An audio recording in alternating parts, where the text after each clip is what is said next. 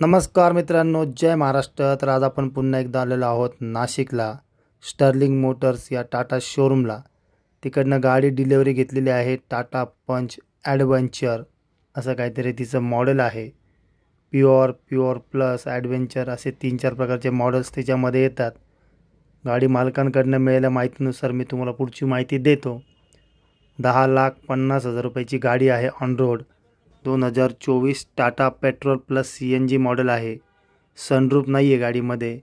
बाकी AC आहे, power steering आहे, पॉवर विंडो आहे, पुश बटन स्टार्ट आहे, स्क्रीन आहे, रिव्हर्स कॅमेरा आहे, शोरूमकडनं मिळालेले कुशन्स मॅटिन वगैरे आहेत। गाडीचा रिअर डोअर उघडायची सिस्टीम पाठीमागे वरती आहे। तर जेव्हा ही गाडी आपण ड्राईव्ह करत होतो, मी लाईफमध्ये पहिल्यांदा टाटा पंच चालवली। गाडी छान आहे, रफ अँड टफ आहे, सस्पेन्शन छान आहेत।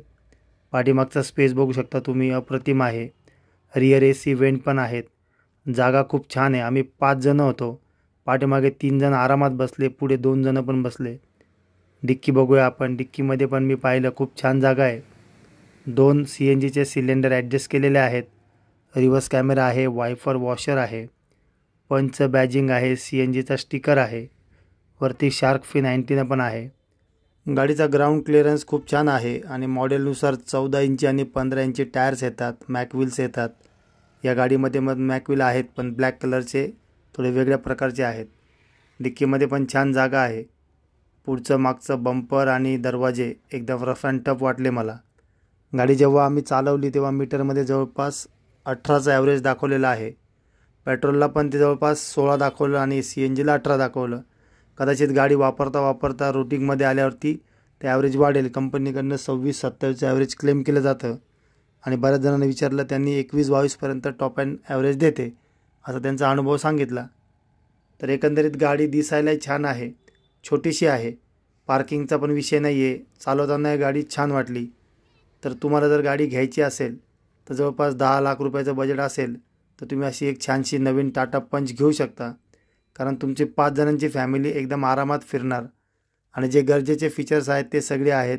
AC आहे, हीटर आहे, त्यानंतर पॉवर विंडो आहे, पॉवर स्टीअरिंग आहे, पुश बटन स्टार्ट आहे।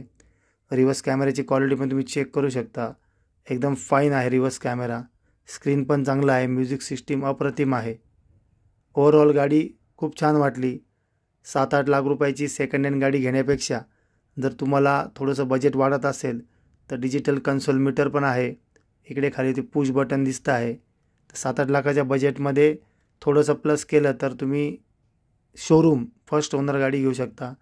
2 एअरबॅग्स मला सापडल्या, कदाचित अजून 2 मागे असतील, पण कन्फर्म 2 एअरबॅग आहेत।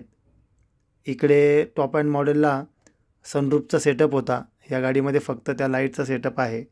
तर अशी काहीशी टाटा पंच आणि आज आपण नाशिकला आलो, टाटा पंच चालवली, पहिल्यांदा चालवली, खरंच छान वाटली। कधी मी गाडी जर घेण्याचा विचार केला तर शक्यतो मी टाटा पंच घेईल। इतकी छान गाडी आहे, स्पेसियस आहे, भक्कम आहे आणि विशेष म्हणजे 5 स्टार रेटिंगमध्ये येते। सेफ्टीला काही तोड नाही आहे। तर मित्रांनो, तुम्हाला आजचा व्हिडिओ आवडला तर व्हिडिओ लाईक करा, कमेंट करा। गाडीचे डिटेल्स स्पेसिफिकेशन मला माहिती नाही आहेत। एखाद्या दिवशी शोरूमला गेलो सर्व्हिसिंगला वगैरे तर तिथल्या सेल्स एक्झिक्युटिव्हकडनं आपण सर्व डिटेल्स माहिती करून घेऊ। पण पुन्हा एकदा अप्रतिम वाटली गाडी, खूप छान वाटली।